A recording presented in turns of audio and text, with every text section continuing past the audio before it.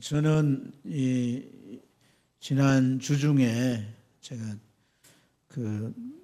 한 목사님, 젊은 목사님 병문안을 다녀왔어요. 이분이 갑자기 쓰러져 가지고 응급실로 옮겼는데 입원을 했어요. 그래 상태가 뇌 혈관 뒤쪽이 스크래치가 난 거예요. 의사가 큰일 날 뻔했다고. 이 터졌으면 어떻게 돼요? 뇌출혈이 되잖아요.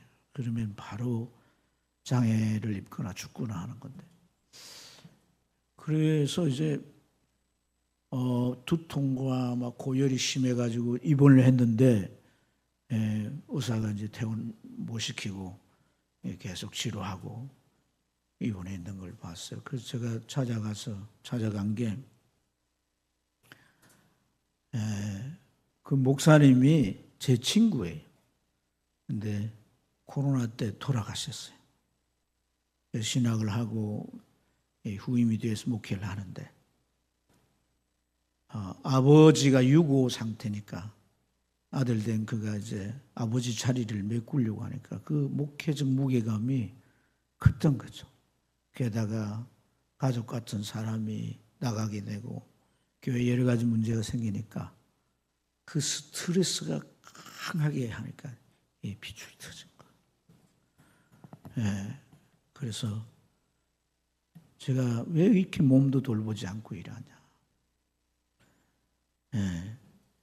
그래서 그 주변에 그 선교사님이 계셔서 예배 인도하도록 연결해주고 몸이 완전히 회복될 때까지 의사 말로는 이제 상처난 거기가 아물기를 시작했대요. 그래서 치료를 좀 다 하고 나오는 게 좋겠다. 그러고 왔어요. 이 젊은 목회자만 뭐 이렇게 흔들리고 무너지겠습니까?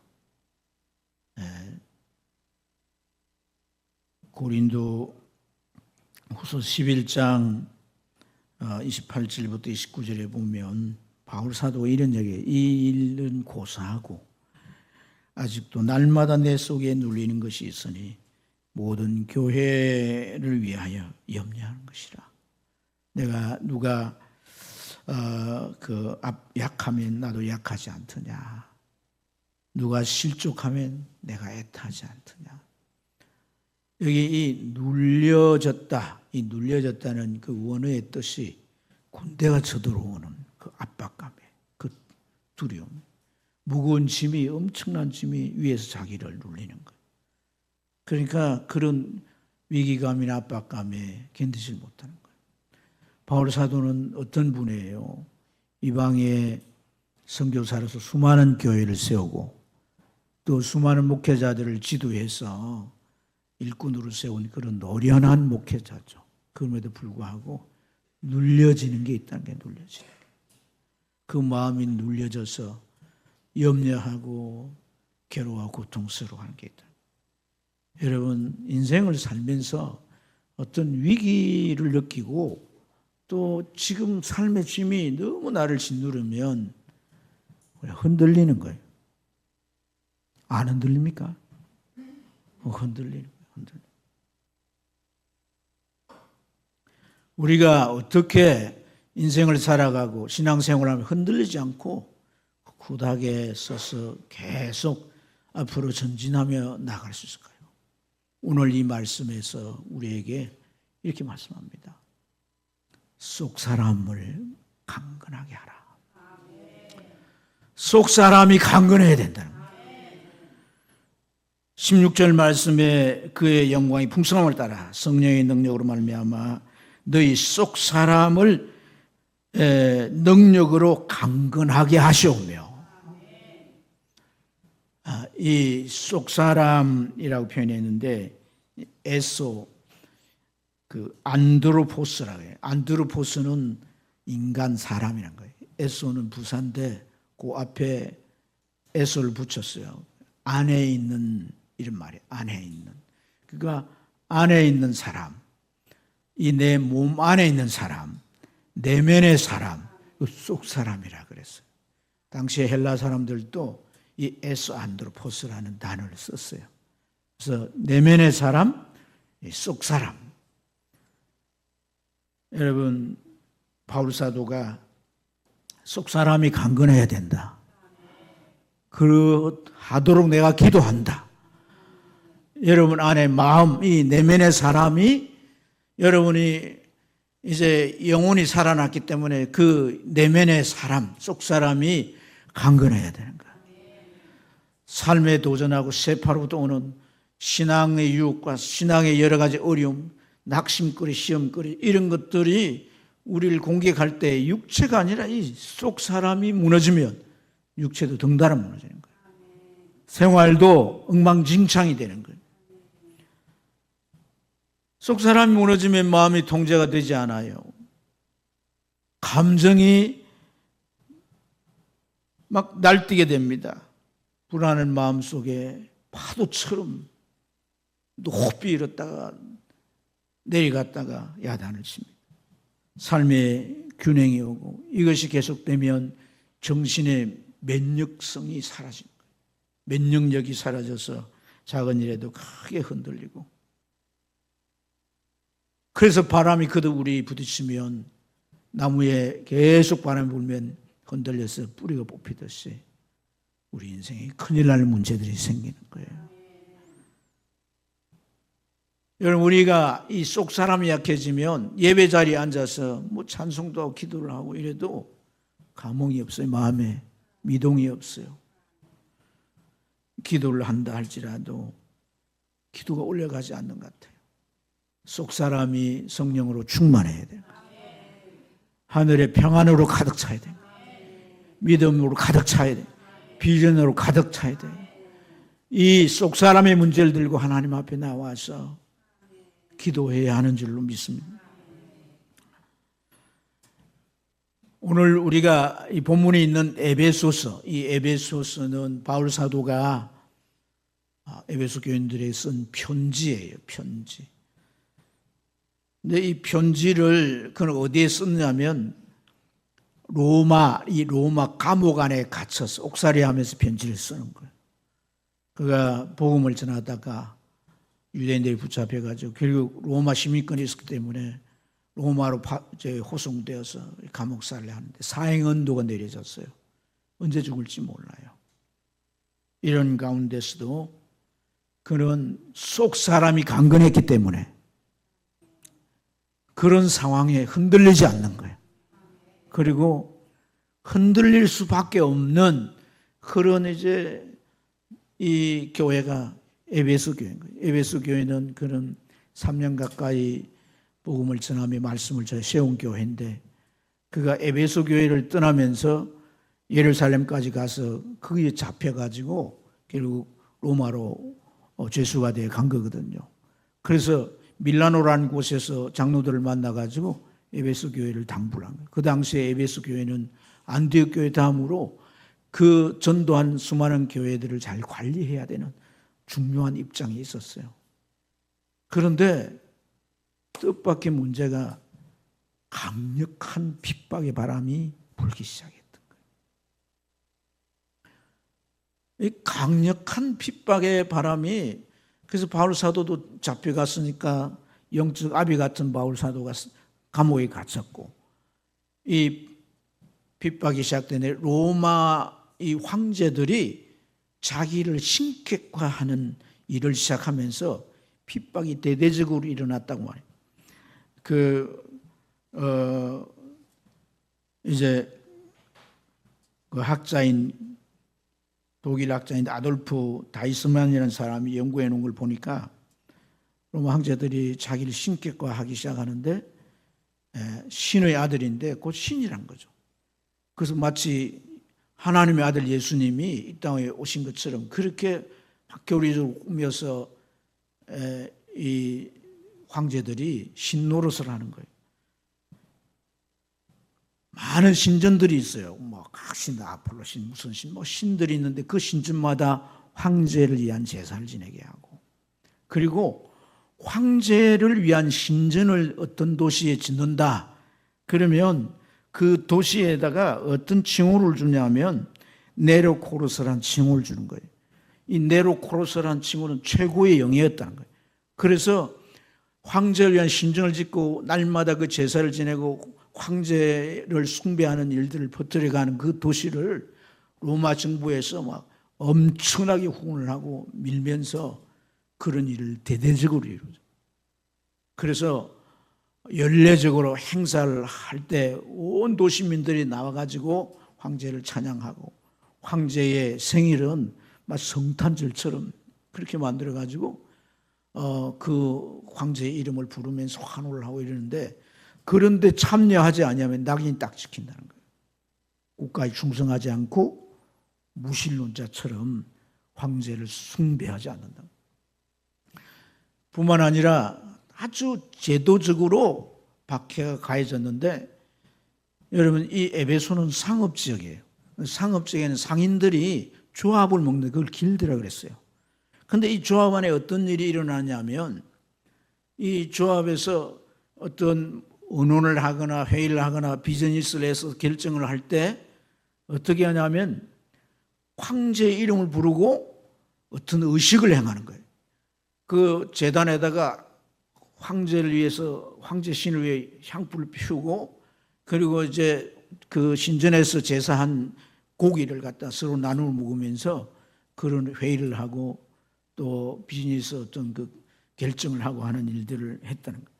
그런 일에 참여하지 아니하면 경제적인 이제 그 어려움이 오고 사회적으로 그 사람은 그야말로 이제 왕따를 당하고, 그러니까 이 에베소는 교인들이 많이 장사도 하고 이러는데 이것이 직격탄을 맞는 거예요. 어려움을 겪는 거죠. 믿음이 약한 사람은 흔들리는 거죠.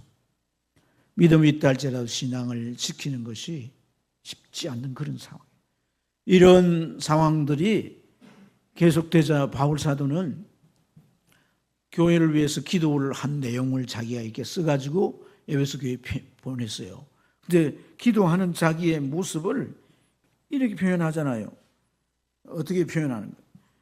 여기 15절에 보면 이름을 주신 아버지 앞에 뭘 꿇고 비노니?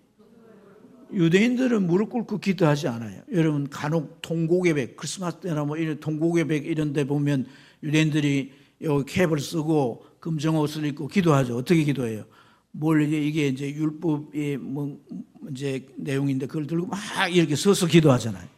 무릎을 꿇고 기도할 때는요, 특별한 일이 있거나 정말 꼭 필요한 일이 있거나 큰 문제가 있을 때 기도하는 거예요.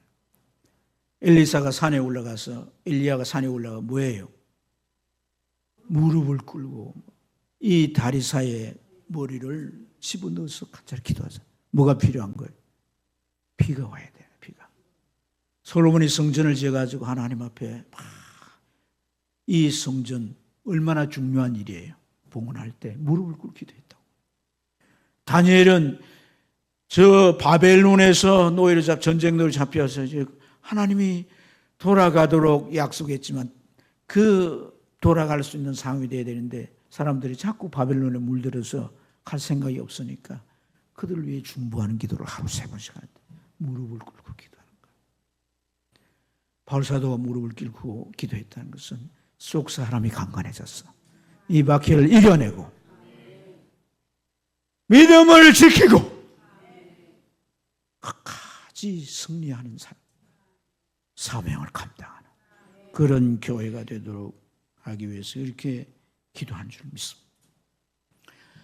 자, 여러분 속 사람이 강건해야 할 줄 믿습니다.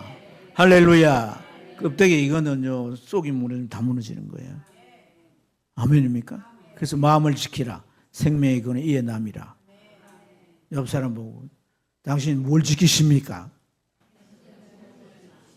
돈이요 이렇게 하는 사람도 있을 테고, 지위요 하는 사람, 뭐 내가 참 정말 지켜야 되는 게 뭐예요? 마음인가?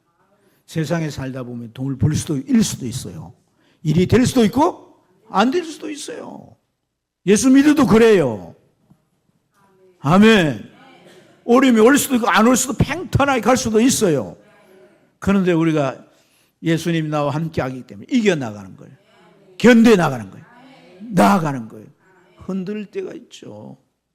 그래서 앞이 안 보일 때가 있죠. 뭘 지켜야 되는 거예요? 속 사람을 지켜라. 속 사람을 강건하게 해라. 이길 수 있도록. 어떻게? 네, 제가 이렇게 소리를 지는 것은 잠이 번쩍 도망치도록 막 달아나. 어떻게? 오늘 바울 사도가 기도를 시작하는데 14절에 보면 그렇게 하늘과 땅의 모든 족속에게 이름을 주신 아버지께 무릎 꿇고 비노니. 그랬어요. 하늘과 땅. 하늘이 아마 천국을 말할 거예요. 천국 아예 우주 하늘도 말하겠지. 그리고 땅은 이 지상 위에, 그 당시 지상의 모든 이 지구 안의 모든 족속에게 이름을 주었다는 거예요. 이름을 주었다. 여러분, 자, 이름은 나중에 생각하고, 이 하늘과 땅의 모든 족속에게 이름을 주었다라고 하면 그분은 어느 정도 어떤 분이어야 되는 거예요. 내가 내 자녀의 이름을 주었어요. 자녀에게 이름을 지어주잖아요. 내가 다른 집 아이들 자녀 이름 지어줄 수 있어요, 없어요? 없어요. 내 자녀만 지어줘. 내가 한계가 있어요. 근데 하늘과 땅의 모든 족속의 이름을 주실 수 있는 분은 어떤 분이에요? 우주적인 신인 거예요. 천지 만물을 지으시고 주관하시는 분이신 줄로 믿습니다. 그래서 이름을 주시고 이름을 줬는데 어떤 이름이냐? 아버지라는 이름을 주셨다는 거예요. 그 아버지 앞에 내가 기도한다. 너희 속 사람이 강건하기를 기도한다. 그리고 그 다음 구절에 뭐라고 말씀을 하냐면 그의 영광의 풍성함을 따라 그랬어요. 그러니까 하나님의 영광. 여러분, 로마의 이제 그 왕족들 가운데 그냥 왕족으로 있다가 누가 이제 황제가 됐다. 그러면은 그 사람에게 뭐가 부여되는 거예요? 지위와 영광이 부여되잖아요. 그렇죠? 평민으로 있다 정치인이 대통령이 되면 뭐가 부여되는 거예요? 영광이 부여되는 거예요. 영광이. 그렇지 않습니까? 네. 그러니까 그의 영광의 풍성함. 하나님의 영광은 우주 만물을 만드실 때 모든 만물이 하나님 앞에 영광을 돌리고, 할렐루야, 그러한 모든 것이 하나님 보시기에 좋았더라. 이런 엄청난 영광을 가지신 분이라고 바울은 소개하고 있는 거예요. 왜 이런 소개를 할까요? 왜 이런 소개를 할까요? 그 하나님과 로마의 황제와 비교할 수 있다 없다? 비교할 수 없다는 거예요. 그들이 비록 지금 박해를 하고 그 권세를 가지고 너희들을 괴롭힐지라도 그 황제와 하나님은 비교할 수가 없다. 너희 천지 만물을 지으신 하나님의 자녀들이야. 그래서 이 16절에 그의 성령으로 말미암아 너희 속 사람을 능력으로 강건하게 하옵시며 라고 하는데, 우리가 그 우주 만물을 지으신 하나님의 아들이라고 하는 확신을 누가 주시느냐 하면 성령이 주시는다. 성령이 주신다는 거예요. 그래서 여러분 로마서를 읽어보면 로마서 8장을 읽어보면 뭐라고 말씀하냐? 15절부터 16절에 보면 우리가 하나님을 아빠 아버지라고 부르는 것은 성령을 통해 양자영을 받았기 때문이야. 하나님을 아버지라고 못 부른 사람 손 들어봐요. 아니, 사모님이 하나님을 아버지라고 못 부르세요? 그거 아니잖아. 하나님을 아빠, 아버지, 아빠, 아니, 이현세 집사님, 하나님 아빠, 아버지를 못 부른다고? 아빠라고 하기에 조금, 그래서? 하나님을 아바, 아버지를 옛날에 그렇게 번역했는데, 하나님을 아버지라 부르잖아요. 이 자리에 계신 분들 가운데 하나님을 아버지라 안 부르는 사람 있어요? 하나님을 아버지라 부르는 것은요, 우리가 지나가는 사람은 아버지 이러면 큰일 나잖아요. 미쳤나, 내가 왜 내 아버지냐. 하나님을 아버지라고 하는 것은 하나님께서 나를 다시 태어나게 하셨다는 거예요. 하나님의 자녀로 태어나게 하셨다. 할렐루야. 성령이 그 일을 하시고, 아멘. 뿐만 아니라 성령께서 그것을 증거해서 우리에게 알게 하셨다. 이 증거를 보증이라 해요. 보증 섰다는 거예요. 하나님께서 성령을 이렇게. 그래서 우리가 이 우주 만물을 지으신 하나님의 자녀라고 하는 확신을 가지게 될 때 뭐 할 수 있습니까? 담대할 수 있는 거예요. 그 하나님의 권세 아래에 있는 어떤 권세라도 비교할 수가 없는 거예요. 그런 권세를 가진 자가 박해한다 할지라도 그것은 시간 문제고, 혹 내가 박해를 인하여 내가 순교할지라도 그것은 하나님의 뜻이니 영원한 나라에서 더 큰 영광을 얻을 것이고, 내가 믿음이 부족해서 두려워하거나 할 때 하나님 나를 보호하고 지키셔서 안전하게 하시고, 하나님의 어떤 뜻이든 하나님은 그 뜻대로 우리를 보호하시고 이끌어 가실 것이라. 아멘입니까? 여러분, 알렉산더라고 하는 대왕이 온 나라를 정복해서 왕이 됐어요.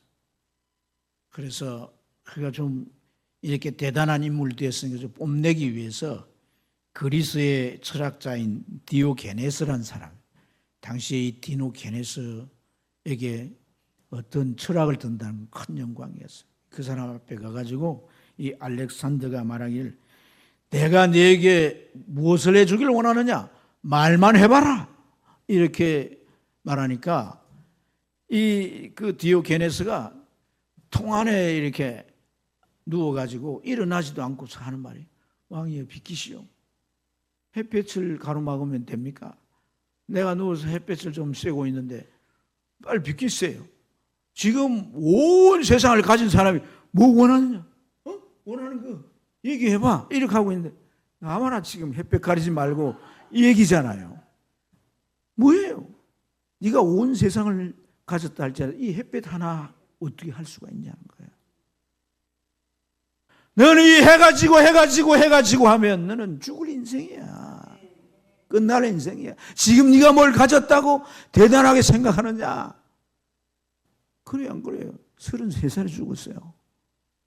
그 땅도 그 큰 넓은 땅을 자기 아들이 차지하지도 못하고 자기 밑에 있던 장군 4명이 다 갈라먹게 해버렸어요.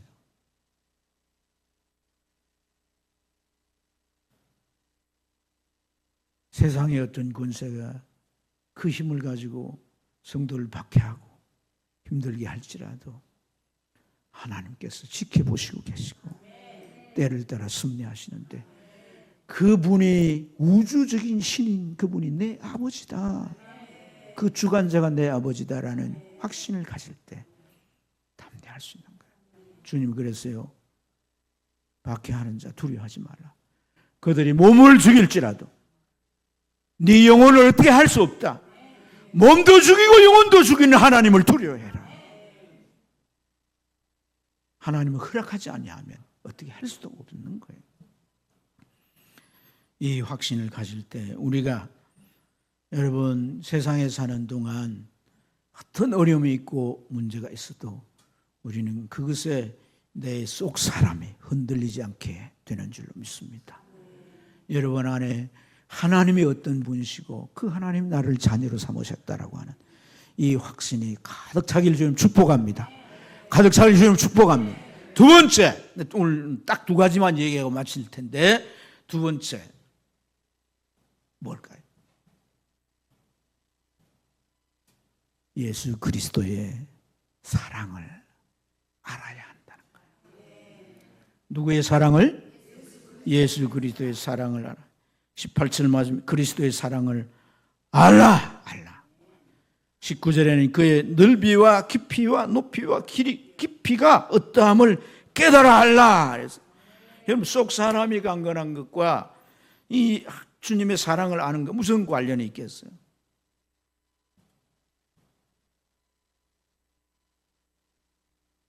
여러분, 지금 이 에베소 교회는 엄청난 생존권을 위협하고 흔들대는 박해가 있다는 거예요. 그죠? 이 박해를 견디려면 속 사람이 어떻게 해야 되는 거예요? 강건해야 돼요. 이 속 사람이 강건해지는 데 있어서 여러분, 중요한 게 뭐냐? 세상을 이기신 주님께서 내 안에 계시고 내 삶을 붙잡아 계시고 내 일거수일투와 함께 동행하시는데, 그 주님이 무엇 때문이냐? 나를 사랑하기 때문에. 하나님이 세상을 이처럼 사랑하사 독생자를 주셨으니 그 사랑의 실체가 예수 그리스도 아닙니까? 아멘입니다.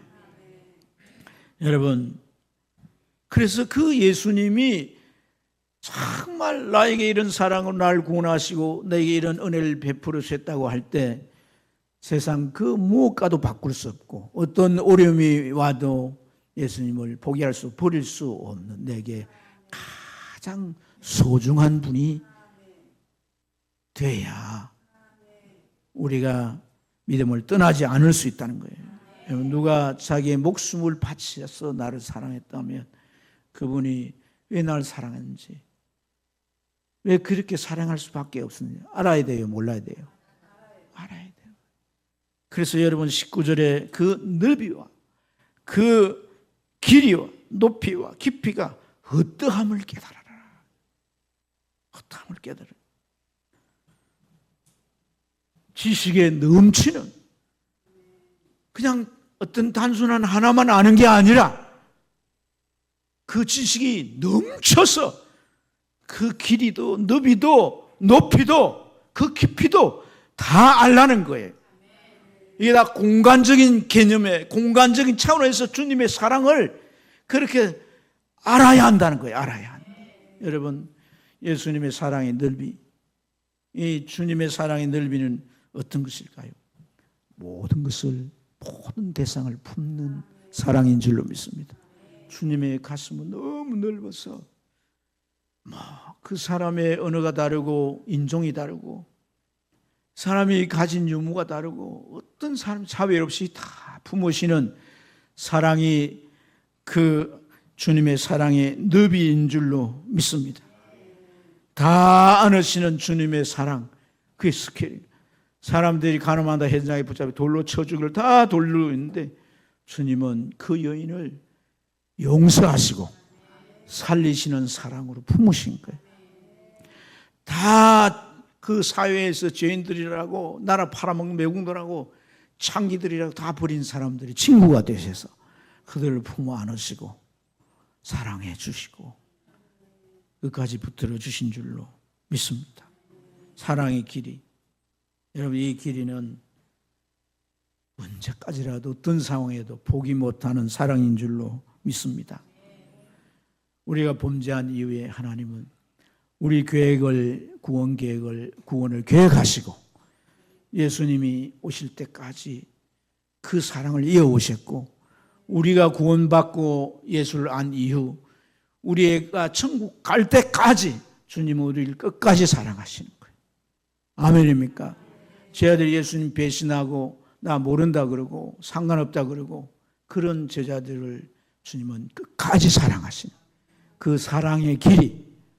여러분, 우리는 처음에는 사랑한다, 왕들은 그래요. 내 나라 절반을 줄게 이러는데 그렇게 막 자기 사랑을 고백했지만 사랑이 오래 못 가 독살을 하기도 하고 버리기도 하고, 그게 인간의 사랑이에요. 길게 갈 수가 없어요, 인간의 사랑. 그러나 하나님의 사랑 한량없이 길고 긴 사랑이에요. 하나님의 사랑. 그 다음에는 뭐예요? 높이, 사랑의 높이. 여러분, 사랑의 높이. 우리는 죄를 지어서 이 세상의 죄의 밑바닥에 살아가고 있었어요. 그런데 하나님은, 예수님은 저 하늘에 하나님의 아들로 계셨는데 그 보좌의 영광을 버리시고 그 높이, 그 지구한 이제 그 위치에 계신 그분이 그 영광을 다 버리시고 비하되어서 이 땅에 오셔서 우리를, 그 죄의 바닥에 헤매고 있는 우리를 구원하시는, 그리고 우리를 구원해서 저 하늘의 만물, 우주 만물의 주인 되신 하나님의 자녀라고 하는 신분을 만들어 주시고 이 땅의 삶을 붙들어 인도하셔서 저 천국에 올려놓으신, 그 영광의 자리에 올려놓으신 게 그 사랑의 높이인 거예요. 주님의 사랑의 깊이는 여러분의 절망이 어떠하다 할지라도 여러분들이 정말 인생의 저 밑바닥에 떨어져 있습니다. 너무 깊고 깊어서 아무도 알지 못하고 아무도 헤아리지 못하지만 주님은 알고 그 자리에 찾아오시는. 요나가 물에 빠졌는데 바다 밑에 들어갔더니 그 바다의 풀들이 자기 머리를 막 휘감고 팔을 휘감는다고 그렇게 고백해요. 거기까지 하나님의 사랑은 찾아오시는 거예요.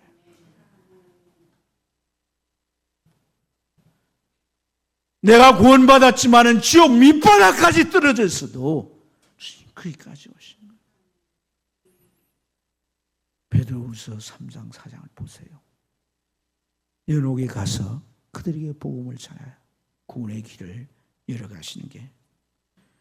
그래서 주님의 사랑은 따라합시다. 끊을 수 없다. 끊을 수 없다. 네. 주님 사랑 끊을 수 없는 거예요. 바울은 로마서 8장 35, 39절 말씀에 누가 우리를 그리스도의 사랑에서 끊으리요? 환난이나 공고나 박해나 기근이나 적신이나 위험이나 칼이나 기록된 바 우리가 종일 주를 위해 죽음을 당하게 되며 도살을 양같이 여김을 받았다 함과 같으리. 그러나 이 모든 일에 우리를 사랑하시는 이로 말미암아 우리가 넉넉히 이기느니라. 내가 확신하노니 사망이나 생명이나 천사들이나 권세자들 현재이나 장래이나 능력이나 높음이나 깊음 다른 어떤 피조물이라도 우리를 주 그리스도 예수 안에 있는 하나님의 사랑에서 따라합시다. 끊을 수 없다. 끊을 수 없다. 이보다 더 강력한 사랑은 없어요. 여러분, 속 사람이 강건해지는 것은 그 사랑을 깨달을 때요. 이렇게까지 나를 사랑하시고 세상의 그 누구에도 받아보지 못한 사랑을 내가 느껴질 때 주님의 관계가 내가 어때요? 돈독해지는 거예요. 누구도 거기에 사이에 들어갈 수 없도록 하나로 결속되는 거예요. 찰싹 들어붙은 거예요. 이 관계가 되면 요한복음 15장에 이 관계를 난 포도나무고 너희는 가지니 내가 네게 모든 걸 공급해서 열매 맺게 하고 하나님 앞에 영광 돌리는 삶을 살 것이다. 오늘 우리가 읽었던 20절 말씀에도 뭐라 그래요? 우리 가운데 역사하시는 능력대로 우리가 구하거나 생각한 모든 것을 더 넘치도록 능히 하실 이에게 내가 기도한다.